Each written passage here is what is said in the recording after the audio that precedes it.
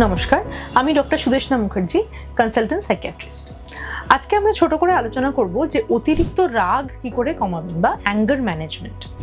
So anger management বা অ্যাঙ্গারের complain নিয়ে প্রচুর পেশেন্ট আসেন আমাদের কাছে, এবং অ্যাঙ্গারের যে এক্সপ্রেশন তার অনেক রকম ধরন হতে পারে। একটা হচ্ছে যে ভার্বাল অ্যাগ্রেশন, কখনো কোনো খারাপ কথা বলে দেওয়া, স্ল্যাংস বলে দেওয়া, যেটা নর্মাল নেচার নয়। সো ভার্বাল অ্যাগ্রেশন হতে পারে, কখনো ফিজিক্যাল অ্যাগ্রেশনও হতে পারে। তো এটা বিভিন্ন সেটিংয়ে হতে পারে। অনেক সময় বাচ্চাদের ক্ষেত্রে স্কুলে বা কলেজে এরকম হতে পারে, অনেক সময় হোম সেটিংয়ে হতে পারে, অনেক সময় আপনি হয়তো নর্মালি কোথাও বাইরে ট্রাভেল করছেন, তাতে অল্প ইরিটেবিলিটি বা অল্প কোনো প্রভোকেশনেই আপনার হঠাৎ করে একটা রিয়াকশন হয়ে যাচ্ছে, এক্সেসিভ রিয়াকশন হয়ে যাচ্ছে, that is not normal to the stimulus.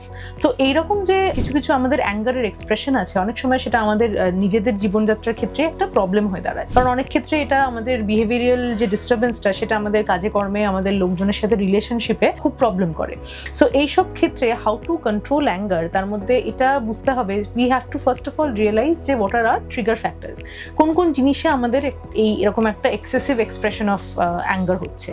Secondly, যখনই এরকম কোনো কনফ্লিক্ট হচ্ছে, ইট ইজ বেটার যে সেই সময়ে কোনো কনফ্লিক্টে না গিয়ে বা কোনো ডিসকাশন না করে, ইট ইজ বেটার টু সে যে আমরা এটা নিয়ে পরে আলোচনা করব বা পরে একটু ঠান্ডা মাথায় এটা নিয়ে ভাববো। থার্ডলি, ইট ইজ গুড যে ওই সময় আপনি যদি ওই সিচুয়েশনটা থেকে বেরিয়ে যান। জেনারেলি উই সে যে ওই লিভ দ্যাট প্লেস, যখন ওই এরকম কনফ্লিক্ট হচ্ছে, it is better to go outside, it is better to say that will come back at it letter.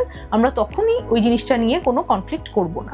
Next, যেটা আমরা ডেইলি লাইফে বলি যে একটা রিল্যাক্স, আমাদের একটা মাইন্ডসেট রাখুন, যোগা করুন, ডিপ ব্রিদিং করুন, মেডিটেশন করুন, যেগুলো নর্মালি আমাদের কাম রাখতে সাহায্য করে।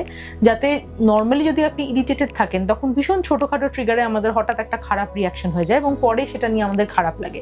সো বেসিক্যালি যে একটা কামনেস মেনটেন করার জন্য এইসব টেকনিক্স, ডিপ ব্রিদিং বলুন বা রিল্যাক্সেশন বলুন, এগুলো খুবই জরুরি।